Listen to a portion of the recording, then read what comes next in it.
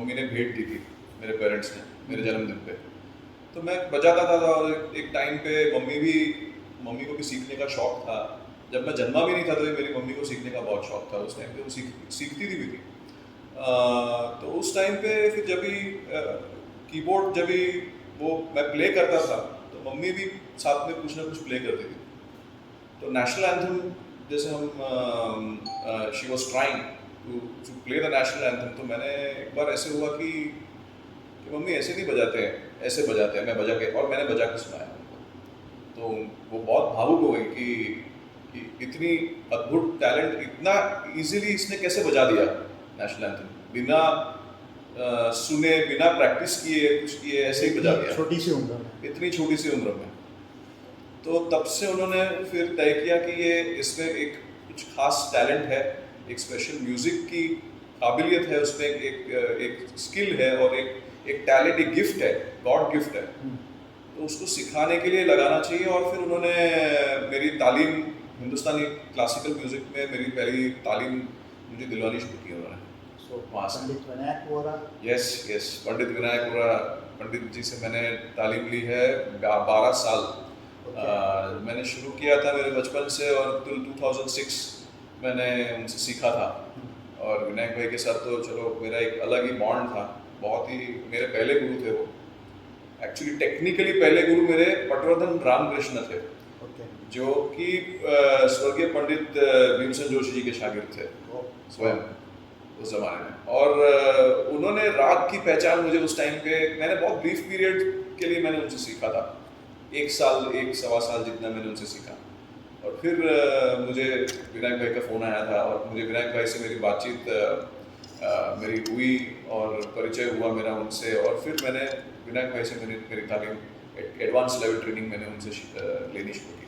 And then पंडित गुलाम मुस्तफ़ा हाँ, खान, उस्ताद गुलाम मुस्तफ़ा खान के भी आप साहब शिष्य रहे से, थे। यस यस यस, खान साहब के जो मैं आज हूँ वो खान साहब के बदौलत हूँ, ये आप कह सकते हैं, क्योंकि खान साहब ने कुछ ऐसी चीज़ें मुझे सिखाई है, कुछ ऐसी बातें कही हैं, लाइफ लेसन्स लिटरली मिले हैं खान साहब से तो मुझे। और ऐसी ऐसी समझ उनकी जो म्यूज़िक की, इतनी डिटेल में, जो इतने बड़े उस्ताद थे, और जो उनका नॉलेज जो मुझे मिला इन 12 सालों में उनसे सीखने का, वो मतलब शब्दों में बयान नहीं कर सकता हूँ। इतना इतना वास्ट नॉलेज उनके पास था। मैं तो उनके साथ जाता था, तानपुरा बजाता था उनके सारे कॉन्सर्ट्स में।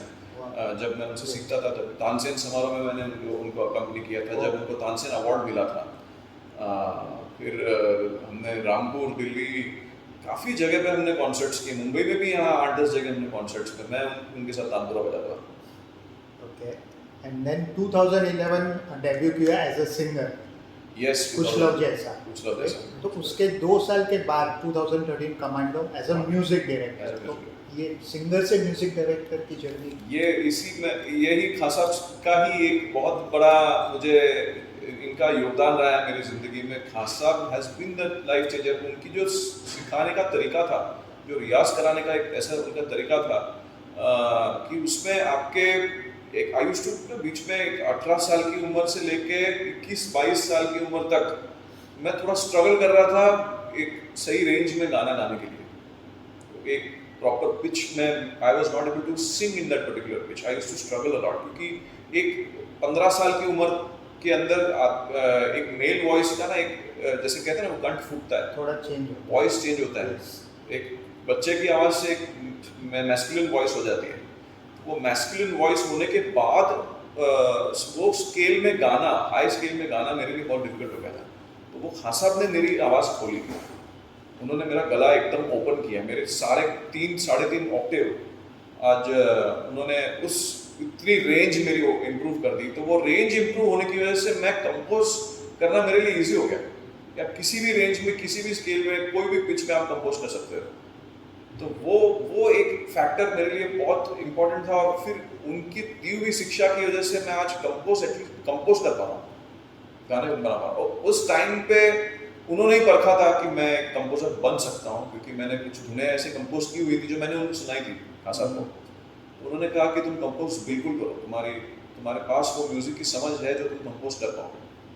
ओके, तो उसके बाद संगीत दिया आपने कमांडो, नमस्ते नमस्ते इंग्लैंड इंग्लैंड। वगैरह, बट केरला स्टोरी और गवर्नर जैसी फिल्में एक अलग जॉनर की होती हैं, थोड़ा पॉलिटिकल सीरियस इशू होता है, तो उनको जो म्यूजिक दिया है, बैकग्राउंड स्कोर दिया, उसके बारे में कुछ शेयर कीजिए। जी जी बिल्कुल बिल्कुल। केरला स्टोरी 2 मेरे लिए बहुत खास फिल्म थी क्योंकि जब मैंने पहली बार उसकी कहानी पढ़ी थी, स्क्रिप्ट जब मैंने उसकी पहली बार पढ़ी थी, तो मतलब मैं कह सकता हूँ कि 2-3 दिन तक मैं ठीक से सोया नहीं था। वो इतनी मन को ऐसे अंदर से विचलित कर देने वाली कहानी है कि आप एक बार सोच में पड़ जाएंगे कि ये ऐसा भी हमारे देश में होता है। तो वो उसमें से बाहर निकलते निकलते और सॉन्ग के प्रोसेस में, गीत बनाने के प्रोसेस में, और बैकग्राउंड म्यूजिक तो खैर बाद में आता है। एक बार आपकी फिल्म शूट हो गई, फिर उसके बाद आप बैकग्राउंड स्कोर पे आप फुल फ्लेजेडली एडिट वगैरह लॉक हो जाने के बाद आप बैकग्राउंड स्कोर करते हो, लेकिन शूट प्रोसेस में जो आप गाने कंपोज, कौन से गाने किस तरीके से कंपोज करने हैं, क्या सिचुएशंस को कैसे जस्टिफाई करो, तो वो मेरे लिए सबसे बड़ा चैलेंज था। उसमें मैंने एक चीज़ जो मेरे डायरेक्टर ने, जो कामाख्या नारायण सिंह जो हमारे डायरेक्टर हैं, उन्होंने मुझे एक रेफरेंस दी थी, उन्होंने देसी संगीत ही चाहिए इस फिल्म में, जो इस कहानी को जस्टिफाई कर पाएगा। वो एक देश का संगीत होना चाहिए, हमारे राग बेस्ड म्यूजिक होना चाहिए, क्लासिकल म्यूजिक होना चाहिए, उसके इन्फ्लुएंसेस होने चाहिए। तो उस हिसाब से फिर मैंने जब गाने कंपोज करने शुरू किए, और क्लासिकल म्यूजिक का मुझे एक्सपीरियंस रहा है, इतने बड़े बड़े उस्तादों पंडितों से सीखा हुआ हूँ, तो वो एक राग का नॉलेज, राग का experience I am carrying, that is why the director also reached out to me कि ये आप ही इस फिल्म का म्यूजिक इस तरीके से उसको जस्टिफाई कर सकते हो, क्योंकि आपने एक इतना क्लासिकल का बैकग्राउंड आपका है। तो तब से मैंने राग, कौन सा राग के आधार पर कौन सा गाना बनाना इस फिल्म में, वो प्रोसेस मैंने शुरू किया, और फिर गाने शुरू हुए हमारे। और वही चीज़ राग का जो प्रभाव जो हमने इन गानों में रखा है, वही बैकग्राउंड स्कोर में मैंने रखा है। बैकग्राउंड स्कोर में भी हमने करीब करीब 10 से 15 अलग अलग प्रकार के राग के आधारित हमने बैकग्राउंड स्कोर पूरा डिजाइन किया है इस फिल्म का। What about governor? गवर्नर एक बहुत अलग फिल्म है। Again different film with a different story. Very different film, it's a very different film. बहुत अलग अप्रोच है इस फिल्म का। एक बहुत इंटेलिजेंट फिल्म है, एक कुदरती, मतलब वेरी नेचुरली, और what ever it may happen, coincidence और व्हाट, जो अब हमारा करंट इकोनॉमिक सिनेरियो है उसके रिलेवेंट स्टोरी है, और इसी टाइम पे फिल्म रिलीज हो रही है। एक nation is getting into economic crisis right now, जो हमारा एक वर्ल्ड जो वॉर का सिचुएशन हमारी अभी जो करंट सिनेरियो है, back then in 1990 when this governor was the RBI governor of our country back then, Venkat Raman की बेसिस पे जो स्टोरी है, तो वो उस टाइम पे गल्फ वॉर था, और उस टाइम पे नेशनल क्राइसिस, इकोनॉमिक क्राइसिस में था, और उस टाइम पे Chandrashekhar was the prime minister with a caretaker government. एक अलग जमाना था, लेकिन क्राइसिस वही था, इकोनॉमिक क्राइसिस था। गोल्ड रिजर्व्स, जैसे मोदी जी अभी हमारे प्रधानमंत्री कह रहे हैं कि गोल्ड बचाओ, इतना सोना बचाओगे, बिकॉज ये हमारा एसेट है। यही ये फिल्म कहना चाह रही है बेसिकली, कि ये हमारे जो अभी एक क्राइसिस के टाइम पे, उस टाइम पे भी जो पर्पस था वो वही था। तो इसके मुताबिक एक बैकग्राउंड स्कोर जो मैंने इस फिल्म का जो मैंने दिया है, बैकग्राउंड म्यूजिक, गवर्नर का बैकग्राउंड म्यूजिक 90s के इरा को विजिट करने वाला बैकग्राउंड म्यूजिक है। तो 90s का पूरा साउंड आपको सुनने मिलेगा उसमें, और not just Hindi music of 90s, और not just Indian music, but also international music, 80s का रॉक म्यूजिक, और ऑर्केस्ट्रल म्यूजिक, जो सिम्फोनिक ऑर्केस्ट्रल म्यूजिक, जो पहले उस जमाने में स्टूडियोज में, बड़े बड़े स्टूडियोज में रिकॉर्डिंग होती थी, कॉन्सर्ट्स होते थे, तो वो हमने रिविजिट किया है इस फिल्म में।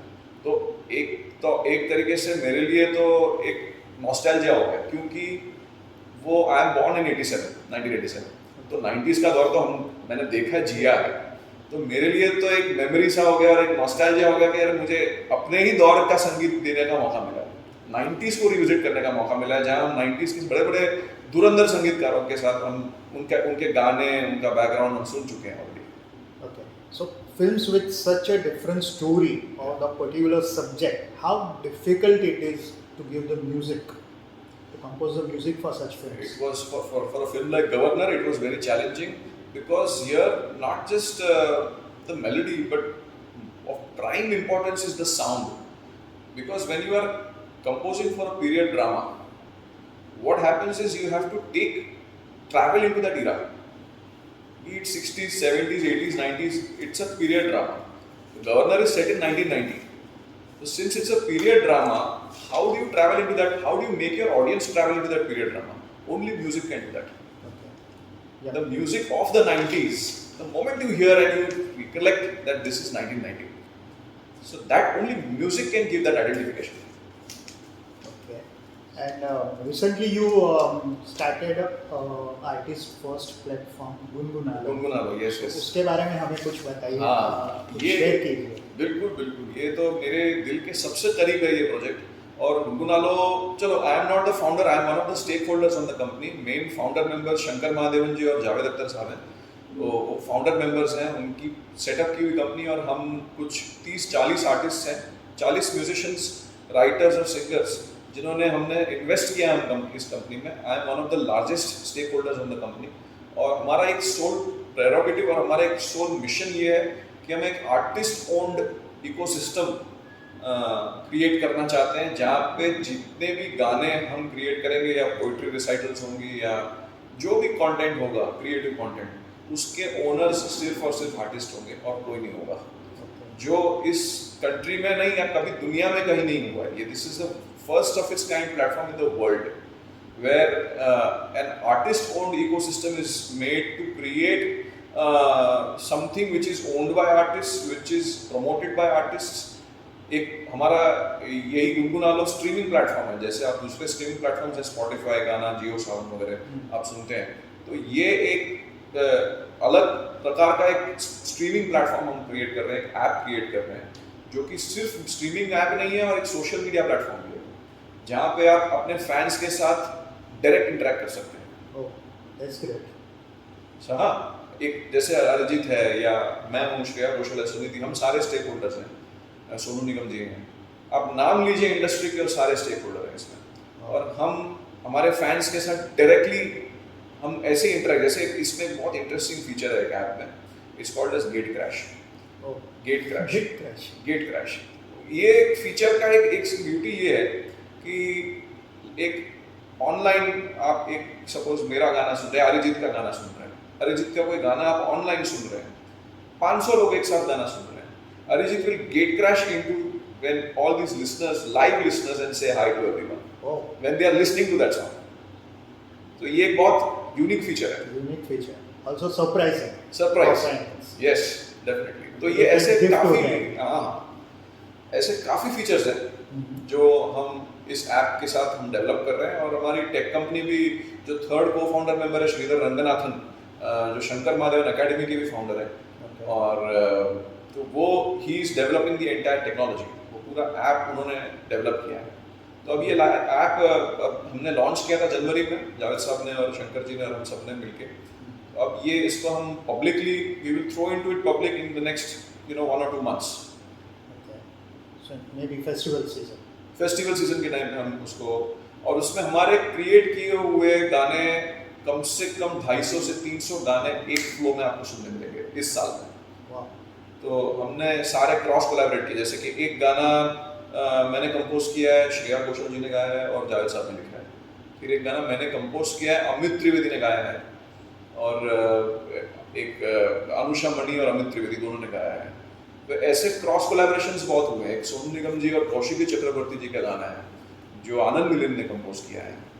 तो ये आर्टिस्ट के आपस के कोलैबोरेशंस जो हैं, तो आप ऐसे भी सिचुएशन आप सुनेंगे कि हरिहरन जी गाना गा रहे हैं, अरिजीत ने कंपोज किया है. ये कहीं नहीं सुनने मिलेगा, ये कहीं नहीं सुनने मिलेगा आपको.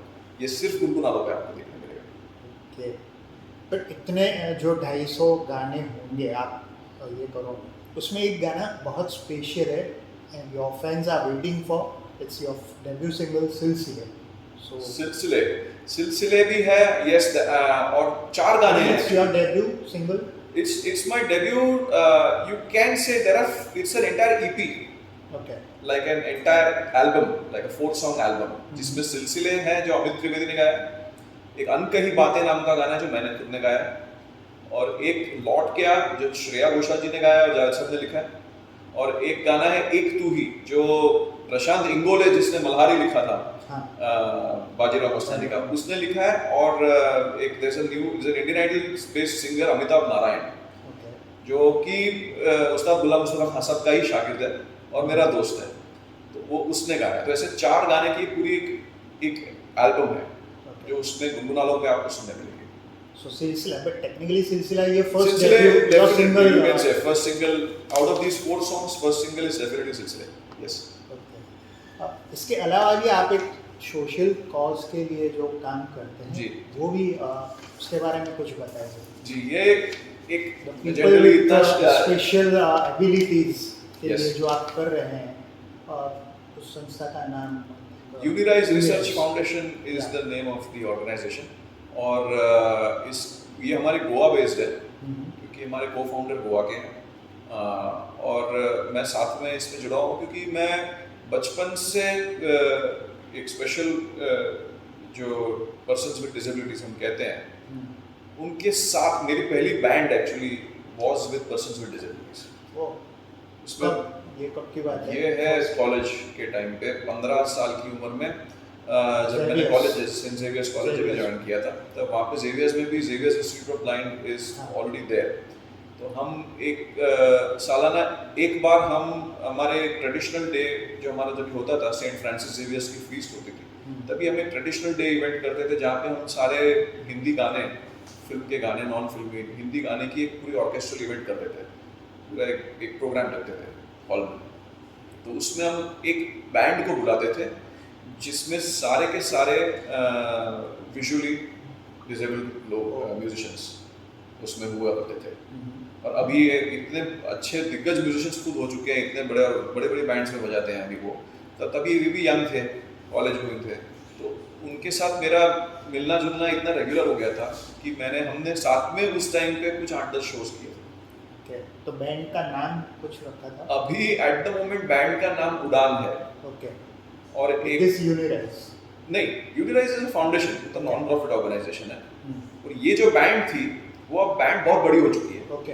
तो वहां से मेरी इस सेक्टर के साथ मेरी शुरुआत वहीं से हो चुकी थी। तो तब से मैं जुड़ा हुआ हूँ। अभी भी हम एक लड़का है Zuhaib, is a very talented music composer and a singer and a lyric writer and a music arranger himself, all by himself, fully visually impaired, total blindness है उसको। बट जो गिफ्ट मिली है वो लड़के को, वो मैंने उसको कहाँ परखा पता है आपको? जब मैंने जो गोवा में पर्पल फेस्ट होता है आजकल 3 साल से हो रहा है, तो पर्पल फेस्ट की एंथम भी मैंने कंपोज की थी गोवा गवर्नमेंट के लिए, जावेद साहब ने लिखी है। और ये वहाँ की जो डिसेबिलिटी कम्युनिटी है, वहाँ के सिंगर्स को हमने उनसे गवाया था। तो ये जो पूरा कंसेप्ट था राष्ट्रपति भवन में रेप्लिकेट हुआ, और राष्ट्रपति जी ने हमको इनवाइट किया था वहाँ पे पर्पल फेस्ट एक दिन का पूरा पर्पल फेस्ट राष्ट्रपति भवन में ऑर्गेनाइज किया था। तब मुझे और जावेद साहब को इनवाइट किया गया था, और मैं वहाँ गया था, और मैं वहाँ उस लड़के ने मेरा ही गाना गाया था जो एंथम हमने बनाई थी गोवा में। तो वही उसने गाया और मैंने वही उसको परखा, मैंने सुना, मैंने कहा ये लड़के में कुछ बात है। और फिर इस लड़के से मैंने पर्सनली बातचीत की, और फिर उसको मैंने यहाँ मुंबई बुलाया। उसने करीब 30 गाने कंपोज करके वाले रखे थे, सारे के सारे सुनाए। अब विपुल जी के साथ इनकी म्यूजिक कंपनी में हम उसको लॉन्च कर रहे हैं। ग्रेट। सो दिस इज मतलब उनके लिए मैं तो एक सिर्फ मैं कह सकता हूँ I am mediator, I am just a mediator. और मैं एक टैलेंट को कभी आप एक अच्छी टैलेंट छिप नहीं सकते। How do you find such kind of talents? अब इंस्टीट्यूट्स हैं, कैसे मिलेंगे और कैसे फिर उनसे, और they should contact you? No, they I am already in touch with so many musicians. Okay. हमारी तो the institutes for the we are actually setting up an entire kind of हमारा non-profit organization है। तो we are reaching out to various educational institutes, schools, special schools। हमारा तो एक पूरा programme चल रहा है जहाँ पे हम गोवा में 2 schools के साथ टाई अप कर चुके हैं। उनके लिए हम एक पूरा एक्सपीरियंस जोन बना रहे हैं स्पेशल एजुकेशन स्कूल्स में, जहाँ पे वो म्यूज़िक सीख सकें, म्यूज़िक की तालीम वो लोग सही तरीके से ले सकें। वहाँ के जो टीचर्स हैं, म्यूज़िक टीचर्स, उनके साथ हम टच में हैं ताकि उनको सही तरीके से रियाज कैसे कराया जाए उसका एक पूरा चैनल हम लोग सही तरीके से हम लोग उसको वर्कआउट कर रहे हैं। और म्यूजिक प्रोडक्शन का नॉलेज बचपन से ही होना चाहिए, थोड़ा थोड़ा करके। हमने नहीं सीखा, हमने बाद में किया ऑडियो इंजीनियरिंग, सब हमने बाद में किया, लेकिन इन बच्चों को अभी से कराना शुरू कर देना चाहिए, because it's a need of the art. उनको सीखना पड़ेगा, अगर उनको यहाँ काम करना होगा, उनको अपना खुद का संगीत बनाना होगा या आगे म्यूजिक में कुछ परस्यू करना होगा, तो उनको तालीम तभी से बचपन से ही लेनी पड़ेगी। तो वो ज्ञान उनको मिलता जाएगा, एक्सपीरियंस मिलता जाएगा, तो वो अपने अपना रास्ता खुद ढूंढ लेंगे। ओके, सेकेंडली अगर फिल्मों पर वापस आए तो film produce by you, Rupnagar के चीते, still not on OTT, why? या रूपनगर के चीते एक्चुअली जिन्होंने नहीं देखी वो कैसे देखेंगे? So why? अब आएगी ओटीटी प्लेटफॉर्म पे, we will be launching this year, we are planning to launch on OTT this year, because it's finalised with any we are in finalization process. We will lock an OTT, हम लोग एक OTT platform के साथ already उनको touch में है। Because हुआ ये था कि रूपनगर के चीते, द अनफॉर्चुनेट पार्ट वाज कि फिल्म के सारे क्रिटिक अप्रिसिएशन, इतना अच्छा रिव्यूज ये वो, लेकिन पोस्ट कोविड पीरियड में आई थी और उस टाइम पे सिनेमाज में कोई पब्लिक जा ही नहीं रही थी, तो हमारे लिए वो एक बैड लक था। I think 2023 22 okay. 22 में हमारा कोविड में कोई फिल्म नहीं चल रही थी। हमारे साथ और एक फिल्म आई थी, वो भी नहीं चली थी, इतनी परफॉर्म जो करनी चाहिए थी, फ्रेंचाइज फिल्म थी वो, boys 3। They also unfortunately could not bring to that number that they should have. तो वो उस जमाने में कोविड की वजह से सारी रीजनल सिनेमा को बहुत अफेक्ट हुआ था, even Gujarati cinema for matter. तो मैंने पूरा रीवर्क किया है पूरा स्ट्रैटेजी इस फिल्म का। I have entirely relaunching this film into a very different space and direct to OTT release I am right now targeting कि इसको मैं एक OTT प्लेटफॉर्म पे सही तरीके से उसको लॉन्च मिल जाए, ताकि इसको एक ऑडियंस मिल जाए और ये फिल्म अपने लेवल पे आ जाए जहाँ उसे होना चाहिए। क्योंकि उस जमाने में भी अगर आप आज के टाइम पे रूपनगर के चीते देखोगे, हमने 4 साल पहले जो बनाया था, it's still the highest standards of Marathi cinema, in fact beyond Marathi cinema. हमने एक प्रोडक्शन स्टैंडर्ड्स उसका मैच किया। आप ऐसी फिल्म आप कभी मराठी सिनेमा में देख ही नहीं पाएंगे। ये उस लेवल की फिल्म है। So as a producer why you chose Marathi language, Marathi film? Not just Marathi, I am actually fond of regional cinema. So be it Marathi cinema, be it Gujarati cinema, be it Punjabi, Bengali cinema, as long as, because they have good content, उनके पास regional scripts का regional nativity जो होती है वो मुझे ज़्यादा अच्छी लगती है। मुझे ज़्यादा अगर मैंने हमेशा से ये चाहा था कि अगर मैं प्रोड्यूस करूँगा कोई फिल्म, तो it will be a regional film more than a Hindi film और मेन स्ट्रीम सिनेमा से ज़्यादा मुझे रीजनल सिनेमा में ज़्यादा इंटरेस्ट है प्रोड्यूस करने में। तो मैं I am definitely planning to produce Gujarati films also. वाह, ग्रेट फ्यूचर। यस। तो कब कहाँ तक पहुँचा? अभी 2-3 कहानियाँ हैं मेरे पास, जिसमें मैं एक आध कहानी मुझे बहुत अच्छी लगी है। आई एम जस्ट लुकिंग कि उसको किस तरीके से सजाया जाए, उसका स्क्रीन प्ले कैसे डेवलप किया जाए, और फिर मैं अनाउंस कर दूंगा। Gujarati cinema is very booming. It was always a beautiful cinema. Vipul ji ने एक बहुत साल पहले एक फिल्म डायरेक्ट की थी, मेरा तो बचपन था, मैं 2000 में 1999 दरिया छोड़ू, तो मैं उस जमाने से उस सिनेमा का बहुत बड़ा फैन रहा हूँ। एंड आई स्टिल बिलीव कि उस जमाने में भी गुजराती सिनेमा क्यों नहीं हुआ करता था, इट्स स्टिल अ मिस्ट्री। क्योंकि हमारे पास जो कंटेंट है, हमारा जो कल्चर है, various territory wise, be it Saurashtra, be it Kutch, मैं खुद कच्छ का हूँ, तो इतना ब्यूटीफुल है कि हम बहुत पहले ये कर देना चाहिए था। अब हो रहा है, चलो better late than never, but we are doing extremely well. Dariya Chhodu, it's really nice film, but maybe it was ahead of its time, far ahead of its time, far ahead. Performances आप देखेंगे, कितना direction और किस circumstances में उन्होंने उस time पे shoot किया था, उन्होंने मुझसे शेयर किया था। जब भी हम ऐसे कभी भी बैठते तो मैंने पूछा था आपकी जर्नी क्या थी वो फिल्म के पीछे, तो बोला कि he has shot under some of the most unforeseen circumstances. It was not an easy film to shoot. नाव में शूट करना, और ये कोई इम्पॉसिबल था उस टाइम पे। आज हम इंटरनेशनल सिनेमा में लाइफ ऑफ पाई देखते हैं, ये दरिया शुरू बना के बैठे हैं उस टाइम पे। Yeah, that's cute. तो जैसे कि गवर्नर फिल्म की बात करते हुए आपने कहा कि it was a nostalgia for you, so क्या चेंजेस म्यूजिक इंडस्ट्री में आप देख रहे हैं 70s, 80s, 90s and now in 21st century? मैंने एक चीज नोटिस की है कि एक sound has always innovated. Melody कभी चेंज नहीं हुई है। मेलोडी जो अच्छे मेलोडी मेकर्स हैं वो आज के ज़माने में भी हैं। इतने हम जैसे गुनगुनालों में भी काम कर रहे हैं, तो यंग टैलेंट को भी हम लोग लॉन्च करने वाले हैं। उनको भी एक स्टेज मिलेगा गुनगुनालों से। तो मैं इनकी मेलोडी सुनता हूँ और ये इतने इतने अच्छी अंडरस्टैंडिंग है उनकी मेलोडी की, इतने प्योर म्यूजिशियंस हैं, यंग बच्चे अच्छे सीखे हुए हैं। तो मेलोडी तो हमारे देश से कभी गई नहीं है। It's the sound, it's the overall soundscape. पहले 70s में जैसे आते थे मोनो साउंड था, फिर स्टीरियोफोनिक साउंड आया, फिर अभी आजकल हम HD और ये सब अलग अलग अलग प्रकार से हम लोग 5.1 साउंड है, 7.1 टेक्नोलॉजिकल एडवांसमेंट्स होते गए, लेकिन मेलोडी अभी भी रही है। वो देसी एलिमेंट मेलोडी का, इंडियननेस, मेलोडी की ब्यूटी, लिरिक राइटिंग, वो अभी भी कहीं ना कहीं है, ये मैं साफ मानता हूँ। सी इंडस्ट्री बहुत बड़ी हो गई है, लाखों लोग काम कर रहे हैं, लाखों म्यूजिशियंस हैं, तो कुछ ऐसे लोग हैं जो वल्गर कंटेंट भी बनाते हैं और and they are trolled badly for whatever they are making. अभी हम कुछ दिनों पहले हम देख भी चुके हैं। तो लोग नहीं पसंद करते हैं तो नहीं पसंद करते हैं। तो for earning, for getting 5 minutes off fame, if you are designing something like this, तो उसका तो आपको रिपरकशन मिलने ही वाला है।